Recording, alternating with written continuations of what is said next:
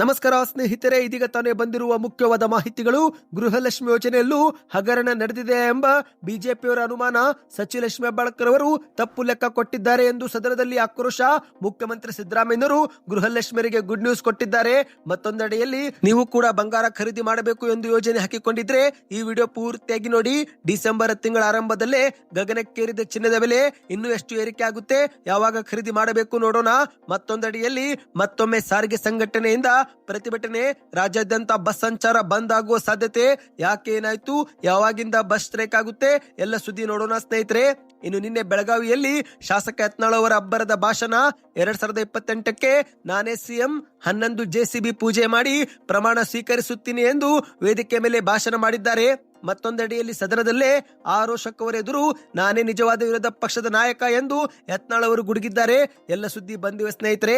ಮತ್ತೊಂದೆಡೆಯಲ್ಲಿ ಬಿಜೆಪಿಯವರು ದ್ವೇಷ ಭಾಷಣದ ಪಿತಾಮಹರು ಎಂದು DK ಶಿವಕುಮಾರ್ ಅವರ ಆಕ್ರೋಶ. ಎಲ್ಲ ಸುದ್ದಿಗಳನ್ನ ಡೀಟೇಲ್ ಆಗಿ ನೋಡೋಕ್ಕಿಂತ ಮೊದಲು ನೀವು ನಮ್ಮ ಚಾನಲ್ಗೆ ಮೊದಲು ಬಾರಿ ಭೇಟಿ ಕೊಡುತ್ತಿದ್ರೆ ದಯವಿಟ್ಟು ಸಬ್ಸ್ಕ್ರೈಬ್ ಆಗಿ, ಪಕ್ಕದಲ್ಲಿ ಕಾಣಿಸೋ ಗಂಟೆ ಒತ್ತಿ. ಇದರಿಂದ ರಾಜ್ಯದ ಮಾಹಿತಿಗಳು ನಿಮಗೆ ಮೊದಲು ಸಿಗುತ್ತವೆ. ವಿಡಿಯೋಗೆ ಲೈಕ್ ಮಾಡಿ ಮತ್ತು ವಿಡಿಯೋ ಪೂರ್ತಿಯಾಗಿ ನೋಡಿ. ಬನ್ನಿ ಸ್ನೇಹಿತರೆ, ಎಲ್ಲ ಸುದ್ದಿಗಳನ್ನ ಡೀಟೇಲ್ ಆಗಿ ನೋಡೋಣ. ನೀವು ಕೂಡ ಗೃಹಲಕ್ಷ್ಮಿ ಯೋಜನೆ ಫಲಾನುಭವಿಗಳಾಗಿದ್ರೆ ನಿಮ್ಮ ಬ್ಯಾಂಕ್ ಖಾತೆಗೆ ಕೊನೆ ಕಂತು ಯಾವ ತಿಂಗಳಲ್ಲಿ ಜಮಾ ಆಗಿತ್ತು ಕಮೆಂಟ್ ಮಾಡಿ. ಇದೀಗ ಗೃಹಲಕ್ಷ್ಮಿ ಯೋಜನೆಯಲ್ಲೂ ಹಗರಣವಾಗಿದೆ ಎಂದು ಬಿಜೆಪಿಯವರು ಅನುಮಾನ ವ್ಯಕ್ತಪಡಿಸಿದ್ದಾರೆ. ಹೌದು ಸ್ನೇಹಿತರೆ, ಇದಕ್ಕೆ ಕಾರಣವೇ ಗೃಹಲಕ್ಷ್ಮಿ ಯೋಜನೆ ಹಣ ಬಿಡುಗಡೆ ವಿಚಾರದಲ್ಲಿ ಸಚಿವ ಲಕ್ಷ್ಮಿ ಹೆಬ್ಬಾಳ್ಕರ್ ಅವರು ತಪ್ಪು ಮಾಹಿತಿ ಕೊಟ್ಟಿದ್ದು. ಹೌದು, ಈ ಕುರಿತಂತೆ ಬಿಜೆಪಿ ಶಾಸಕ ಮಹೇಶ ತೆಂಗಿನಕಾಯಿ ಅವರು ದಾಖಲೆಗಳನ್ನು ಸಹ ಸದನದಲ್ಲಿ ಬಿಡುಗಡೆ ಮಾಡಿದ್ದಾರೆ. ಒಂದು ಕಡೆಯಲ್ಲಿ ಸಚಿವ ಲಕ್ಷ್ಮಿ ಹೆಬ್ಬಾಳ್ಕರ್ ಅವರು ಆಗಸ್ಟ್ ವರೆಗಿನ ಹಣವನ್ನ ಬಿಡುಗಡೆ ಮಾಡಿದ್ದೇವೆ ಎಂದು ಹೇಳಿಕೆ ಕೊಟ್ಟಿದ್ದು, ಆದರೆ ಆಗಸ್ಟ್ ವರೆಗೆ ಎಲ್ಲ ಕಂತು ಸಂದೇಹವಾಗಿಲ್ಲ ಎನ್ನುವುದು ಬಿಜೆಪಿಯವರ ಆರೋಪವಾಗಿದೆ. ಅಷ್ಟು ಮಾತ್ರವಲ್ಲ ಸ್ನೇಹಿತರೆ, ದಾಖಲೆಗಳು ಸಹ ಈಗ ಖಚಿತವಾಗಿವೆ.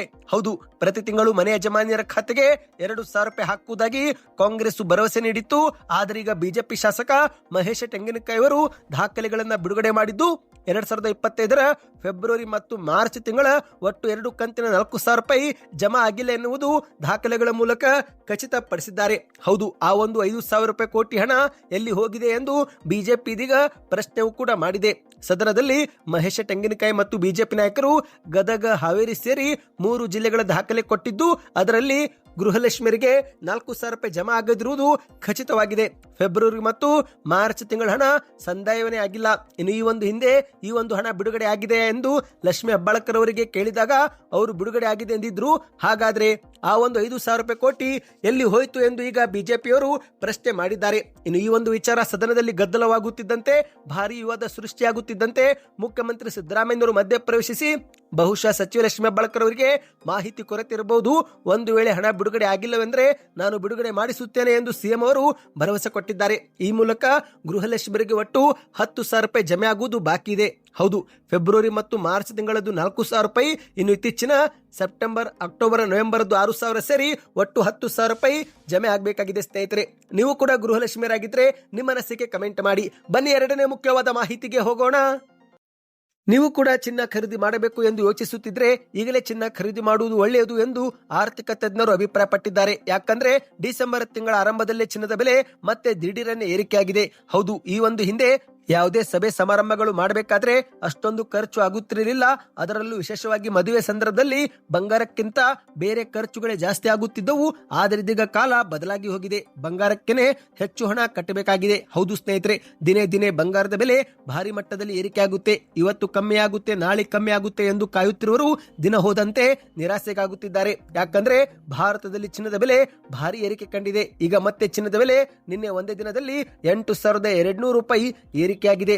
ಹೌದು ಸ್ನೇಹಿತರೆ, 24 ಕ್ಯಾರೆಟ್ ಚಿನ್ನ 1 ಗ್ರಾಂ ಬೆಲೆ ಡಿಸೆಂಬರ್ 15ಕ್ಕೆ 13,343 ರೂಪಾಯಿ. ಈ ಒಂದು ಚಿನ್ನ ನಿನ್ನೆಗೆ ಹೋಲಿಸಿದರೆ 82 ರೂಪಾಯಿ ಏರಿಕೆ ಕಂಡಿದೆ. ಡಿಸೆಂಬರ್ 14ರಂದು 1 ಗ್ರಾಂಗೆ 13,391 ಇತ್ತು. ಇಂದು ಅದು 13,473 ರೂಪಾಯಿ ಆಗಿದೆ. ನಿನ್ನೆಗಿಂತ 1 ಗ್ರಾಂನಲ್ಲಿ 82 ರೂಪಾಯಿ, 10 ಗ್ರಾಂಗೆ 820 ರೂಪಾಯಿ, ಹೀಗೆ 100 ಗ್ರಾಂ ಲೆಕ್ಕದಲ್ಲಿ ನೋಡಿದಾಗ 8,200 ರೂಪಾಯಿ ಏರಿಕೆಯಾಗಿದೆ. ಅಂದಹಾಗೆ ಸ್ನೇಹಿತರೆ, ಚಿನ್ನದ ಬೆಲೆ ಮತ್ತಷ್ಟು ಏರಿಕೆನೇ ಆಗುತ್ತೆ ಎಂದು ಆರ್ಥಿಕ ತಜ್ಞರು ಅಭಿಪ್ರಾಯಪಟ್ಟಿದ್ದಾರೆ. 2026ರಲ್ಲಿ 1,50,000 ಗಡಿ ದಾಟುವ ಸಾಧ್ಯತೆ ಇದೆ ಎಂದು ಚಿನ್ನ ತಜ್ಞರು ಈಗಲೇ ಮಾಹಿತಿಯನ್ನ ಕೊಟ್ಟಿರುವಂತದ್ದು. ನಿಮ್ಮ ಪ್ರಕಾರ ಚಿನ್ನದ ಬೆಲೆ ಏರಿಕೆ ಆಗಬೇಕು, ಇನ್ನಷ್ಟು ಕುಸಿಯಬೇಕು, ನಿಮ್ಮ ಅನಿಸಿಕೆ ಏನು ಎಂಬುದನ್ನು ನೀವು ಕಮೆಂಟ್ ಮಾಡಿ. ಬನ್ನೀಗ ಮೂರನೇ ಮುಖ್ಯವಾದ ಮಾಹಿತಿಗೆ ಹೋಗೋಣ. ರಾಜ್ಯಾದ್ಯಂತ ಬಸ್ ಸಂಚಾರ ಮತ್ತೆ ಬಂದ್ ಆಗುವ ಸಾಧ್ಯತೆ ಇದೆ. ಹೌದು ಸ್ನೇಹಿತರೆ, ಇದುವರೆಗೆ ನಮ್ಮ ಬೇಡಿಕೆ ಈಡೇರಿಸಿಲ್ಲ ಎಂಬ ಒಂದು ಆಕ್ರೋಶ ವ್ಯಕ್ತಪಡಿಸಿ ಸಾರಿಗೆ ಸಂಘಟನೆಯಿಂದ ಮತ್ತೊಮ್ಮೆ ಪ್ರತಿಭಟನೆ ಕರೆಯಲಾಗಿದೆ. ಹೌದು, ರಾಜ್ಯ ಸರ್ಕಾರ ಜೊತೆಗೆ ನಡೆಸಿದ ಸಾಲು ಸಂಧಾನ ಸಭೆಗಳು ಯಾವುದೇ ನಿರ್ಧಾರಕ್ಕೆ ಬರದೆ ವಿಫಲವಾದ ಹಿನ್ನೆಲೆಯಲ್ಲಿ ಈಗ ಮತ್ತೊಮ್ಮೆ ರಾಜ್ಯ ಸಾರಿಗೆ ನೌಕರರು ಪ್ರತಿಭಟನೆ ಹಾದಿ ಹಿಡಿದಿದ್ದಾರೆ. ಬೇಡಿಕೆಗಳಿಗೆ ಸರ್ಕಾರ ಸ್ಪಷ್ಟ ಭರವಸೆ ನೀಡದ ಕಾರಣ ಆಕ್ರೋಶಗೊಂಡ ನೌಕರರು ಮತ್ತೊಮ್ಮೆ ಹೋರಾಟ ತೀವ್ರಗೊಳಿಸುವುದಾಗಿ ಘೋಷಣೆ ಮಾಡಿದ್ದಾರೆ. ಹೌದು ಗೆಳೆಯರೆ, ವೇತನ ಪರಿಷ್ಕರಣೆ ಮಾಡಬೇಕು, ಬಾಕಿ ಭತ್ಯೆ ಪಾವತಿ ಮಾಡಬೇಕು ಮತ್ತು ಸೇವಾ ಭದ್ರತೆ ಸೇರಿದಂತೆ ಹಲವು ಬೇಡಿಕೆಗಳನ್ನು ಈಡೇರಿಸಬೇಕು ಎಂದು ಕುರಿತಂತೆ ಹಲವು ಸುತ್ತಿನ ಚರ್ಚೆ ಇದುವರೆಗೆ ಮಾಡಿದ್ರು. ಇದುವರೆಗೆ ಸರ್ಕಾರ ಯಾವುದೇ ಒಪ್ಪಂದಕ್ಕೆ ಬಂದಿಲ್ಲ. ಹಾಗಾಗಿ ನೌಕರರ ಸಂಘಟನೆಗಳು ಮತ್ತೊಮ್ಮೆ ಹೋರಾಟಕ್ಕೆ ಇಳಿಯುವ ತೀರ್ಮಾನ ತೆಗೆದುಕೊಂಡಿದೆ. ಮಾಹಿತಿಯ ಪ್ರಕಾರ ಸ್ನೇಹಿತರೆ, ಡಿಸೆಂಬರ್ 15ರಿಂದಲೇ ಸಾರಿಗೆ ಸಂಘಟನೆಗಳು ಮುಷ್ಕರಕ್ಕೆ ಕರೆ ಕೊಟ್ಟಿದ್ದಾರೆ. ಆದರೆ ಈ ಒಂದು ಮುಷ್ಕರ ಏಕಕಾಲಕ್ಕೆ ರಾಜ್ಯಾದ್ಯಂತ ಆಗುತ್ತಿಲ್ಲ, ಬದಲಿಗೆ ಕೆಲವು ಜಾಗದಲ್ಲಿ ಮಾತ್ರ ಈ ಒಂದು ಪ್ರತಿಭಟನೆ ಮಾಡಲಾಗುತ್ತಿದೆ. ಹೌದು ಗೆಳೆಯರೆ, ಪ್ರತಿಭಟನೆ ಪರಿಣಾಮವಾಗಿ ಈಗ ಹಲವು ಜಾಗದಲ್ಲಿ ಬಸ್ ಸಂಚಾರದಲ್ಲಿ ವ್ಯತ್ಯಯ ಉಂಟಾಗುವ ಸಾಧ್ಯತೆ ಇದೆ. ಸಾರಿಗೆ ಸಂಘಟನೆಗಳು ಸೋಮವಾರ ಡಿಸೆಂಬರ್ 15ರಿಂದಲೇ ಮುಷ್ಕರಕ್ಕೆ ಮುಂದಾಗಿದ್ದಾರೆ. ಪ್ರತಿ ಡಿಪೋಗೆ ಹೋಗಿ ನೌಕರರಿಗೆ ಖುದ್ದಾಗಿ ಸರ್ಕಾರದ ನಿರ್ಧಾರ ತಿಳಿಸುವ ಯೋಜನೆಯನ್ನ ಸಾರಿಗೆ ನೌಕರರು ಹಾಕಿಕೊಂಡಿದ್ದಾರೆ. ವಿಧಾನಸಭಾ ಅಧಿವೇಶನ ಮುಗಿಯುವವರೆಗೆ ಹಂತ ಹಂತವಾಗಿ ಪ್ರತಿಭಟನೆ ಮಾಡಲು ಸಾರಿಗೆ ನೌಕರರ ಸಂಘಟನೆಗಳು ನಿರ್ಧಾರ ಕೈಗೆತ್ತಿಕೊಂಡಿದೆ ಸ್ನೇಹಿತರೆ. ಇದರಿಂದ ಸರ್ಕಾರದ ಮೇಲೆ ಒತ್ತಡ ತರುವ ಉದ್ದೇಶದಿಂದ ಮತ್ತೊಮ್ಮೆ ಪ್ರತಿಭಟನೆಗೆ ಸಿದ್ಧತೆ ಮಾಡಿಕೊಳ್ಳಲಾಗಿದೆ ಎಂದು ಹೇಳಲಾಗಿದೆ ಸ್ನೇಹಿತರೆ. ಬನ್ನಿದೀಗ ಮತ್ತೊಂದು ಮುಖ್ಯವಾದ ಮಾಹಿತಿಗೆ ಹೋಗೋಣ. 2028ಕ್ಕೆ ನಾನೇ ರಾಜ್ಯದ ಮುಖ್ಯಮಂತ್ರಿ, 11 JCB ಪೂಜೆ ಮಾಡಿ ಪ್ರಮಾಣ ಸ್ವೀಕರಿಸುತ್ತೀನಿ ಎಂದು ಬೆಳಗಾವಿಯಲ್ಲಿ ಶಾಸಕ ಯತ್ನಾಳ್ ಅವರು ಭರ್ಜರಿ ಭಾಷಣ ಮಾಡಿದ್ದಾರೆ. ಹೌದು, ನಾನು ಉತ್ತರ ಕರ್ನಾಟಕ ಬಗ್ಗೆ ಮಾತನಾಡುವಾಗ ಅಲ್ಲಿ ಯಾವನು ಅಡ್ಡ ಬರ್ತಾನೆ, ನಮ್ಮ ಸಮಸ್ಯೆ ಅವನಿಗೇನು ಗೊತ್ತು, ಸುಮ್ಮನೆ ಅಡ್ಡ ಬರ್ತಾರೆ ನನ್ನ ಮಕ್ಕಳು ಎಂದು ಶಾಸಕ ಶಿವಲಿಂಗೇಗೌಡ ಅವರ ಹೆಸರನ್ನ ಪ್ರಸ್ತಾಪಿಸದೆ ಯತ್ನಾಳ್ ಅವರು ವೇದಿಕೆ ಮೇಲೇನೆ ಆಕ್ರೋಶ ವ್ಯಕ್ತಪಡಿಸಿದ್ದಾರೆ. ಹೌದು ಗೆಳೆಯರೆ, ನಿನ್ನೆ ಬೆಳಗಾವಿಯ ಅಥಣಿಯಲ್ಲಿ ಶಿವಾಜಿ ಮಹಾರಾಜರ ಪ್ರತಿಮೆ ಅನಾವರಣ ಕಾರ್ಯಕ್ರಮ ನಡೆದಿತ್ತು. ಈ ಒಂದು ಕಾರ್ಯಕ್ರಮದಲ್ಲಿ ಭಾಗವಹಿಸಿ ಯತ್ನಾಳ್ ಅವರು ಭಾಷಣ ಮಾಡಿದ್ದಾರೆ. ನಾನು ಸದನದಲ್ಲಿ ಉತ್ತರ ಕರ್ನಾಟಕ ಸಮಸ್ಯೆ ಬಗ್ಗೆ ಮಾತನಾಡ್ತಿದ್ದೆ. ಆಗ ಅವನು ನಾನು ಅಡ್ಡ ಬಂದ, ನಾನು ಅದಕ್ಕೆ ಯಲ್ಲಮ್ಮನ ಗುಡ್ಡದಲ್ಲಿ ಮುಲ್ಲಾನ ಕೆಲಸ ಏನು ಅಂತ ಹೇಳಿದೆ. ಇಂಥವುದಕ್ಕೆಲ್ಲ ನಾನು ಹೆದರೋದಿಲ್ಲ. 10 ಸಾರಿ ಉಚ್ಚಾಟನೆ ಮಾಡಿದ್ರು ನಾವು ಅಂಜೋ ಮಕ್ಕಳೇ ಅಲ್ಲ ಎಂದು ಯತ್ನಾಳ್ ಅವರು ವೇದಿಕೆ ಮೇಲೆನೆ ಗುಡುಗಿದ್ದಾರೆ. ಇದೇ ಮಧ್ಯೆ ತಾವೇ ಮುಂದಿನ ಮುಖ್ಯಮಂತ್ರಿ ಎಂಬ ಕುರಿತಂತೆ ವಿಶ್ವಾಸವನ್ನು ಕೂಡ ವ್ಯಕ್ತಪಡಿಸಿದ್ದಾರೆ. ಹೌದು ಗೆಳೆಯರೆ, ಮುಖ್ಯಮಂತ್ರಿಯಾಗಿ ಪ್ರಮಾಣ ವಚನ ಸ್ವೀಕರಿಸುವ ವಿಧಾನವನ್ನು ಸ್ವತಃ ಯತ್ನಾಳ್ ಅವರೇ ವಿವರಿಸಿದ್ದಾರೆ. 2028ರಲ್ಲಿ ವೋಟಿಂಗ್ ನನಗೇನೆ ಆಗುತ್ತೆ, ನಾನೇ ಸಿಎಂ ಆಗುತ್ತೇನೆ, ಸಿಎಂ ಆಗಿ ಪ್ರಮಾಣ ವಚನ ಸ್ವೀಕರಿಸುವ ದಿನ 11 JCB ಪೂಜೆ ಮಾಡುತ್ತೇನೆ, ಓಂ ಶ್ರೀ ಗುರು ಬಸವ ಲಿಂಗಾಯ ನಮಃ ಎಂದು ಕೊಠಡಿ ಒಳಗೂ ಕೂಡ ಹೋಗುತ್ತೇನೆ ಎಂದು ಹೇಳಿಕೆನ ಕೊಟ್ಟಿದ್ದಾರೆ. ನಾನು ಸಿಎಂ ಆದ್ರೆ ಗಣಪತಿ ಮೇಲೆ ಕಲ್ಲು ತೂರಿದ್ರೆ ಢಮ್, ಶಿವಾಜಿ ಮಹಾರಾಜರ ಮೆರವಣಿಗೆ ಮೇಲೆ ಕಲ್ಲು ಒಗೆದ್ರೆ ಢಮ್, ರಾಮನ ಬಗ್ಗೆ ಕ್ವೈಂಕ್ ಅಂದ್ರು ಢಮ್ ಎಂದು ವೇದಿಕೆ ಮೇಲೆ ಯತ್ನಾಳ್ ಅವರು ಭಾಷಣ ಮಾಡಿದ್ದಾರೆ. ಅಂದಹಾಗೆ ಸ್ನೇಹಿತರೆ, ಇತ್ತೀಚೆಗೆ ಸದನದಲ್ಲಿ ಆರೋಷಕರ ಎದುರು ನಾನೇ ನಿಜವಾದ ವಿರೋಧ ಪಕ್ಷದ ನಾಯಕ ಎಂದು ಕೂಡ ಯತ್ನಾಳ್ ಅವರು ಹೇಳಿಕೆ ಕೊಟ್ಟಿದ್ದಾರೆ. ಹೌದು ಗೆಳೆಯರೆ, ಇತ್ತೀಚೆಗೆ ವಿಧಾನಸಭೆ ಸದನದಲ್ಲಿ ನಿಜವಾದ ವಿರೋಧ ಪಕ್ಷದ ನಾಯಕ ನಾನೇ ಎಂದು ಯತ್ನಾಳ್ ಅವರು ಹೇಳಿಕೊಂಡಿದ್ದಾರೆ. ಅಷ್ಟಕ್ಕೂ ಆಗಿದ್ದೇನೆಂದರೆ ವಿಧಾನಸಭೆಯ ಕುರ್ಚಿ ಬದಲಾವಣೆ ಮಾಡಿದ್ದಕ್ಕೆ ಯತ್ನಾಳ್ ಅವರು ಗರಂ ಆಗಿದ್ದಾರೆ.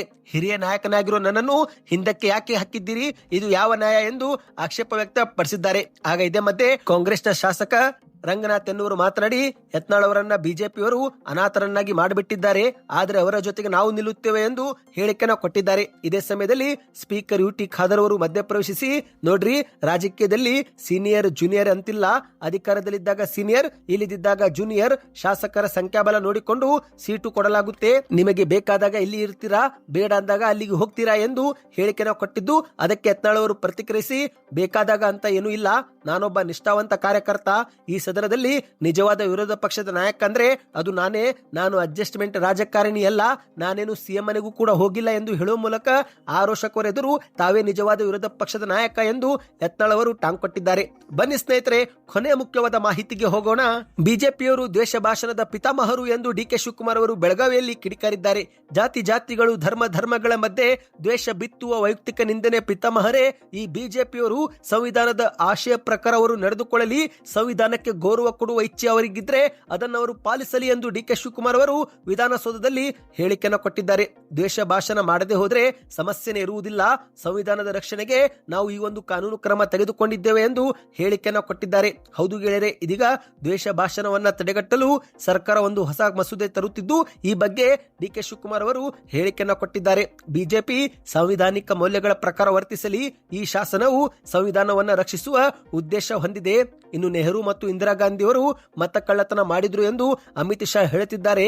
ಅಮಿತ್ ಶಾ ಅವರು ಈ ಬಗ್ಗೆ ಕನಿಷ್ಠ ಜ್ಞಾನ ಹೊಂದಿರಬೇಕು. ಅವರ ಕಾಲದಲ್ಲಿ ಬ್ಯಾಲೆಟ್ ಪೇಪರ್ ಬಳಸಲಾಗುತ್ತಿತ್ತು. ಹೀಗಿರುವಾಗ ಮತ ಕಳ್ಳತನ ಹೇಗೆ ಸಾಧ್ಯ ಎಂದು ಡಿ.ಕೆ. ಶಿವಕುಮಾರ್ ಅವರು ತಿರುಗೇಟು ಕೊಟ್ಟಿದ್ದಾರೆ. ಸದ್ಯಕ್ಕೆ ಎಷ್ಟೇತು ಸ್ನೇಹಿತರೆ, ಮಾಹಿತಿಗಳು ಇಷ್ಟವಾಯ್ತಾ? ವಿಡಿಯೋಗೆ ಲೈಕ್ ಮಾಡಿ, ಚಾನಲ್ಗೆ ಸಬ್ಸ್ಕ್ರೈಬ್ ಆಗಿ.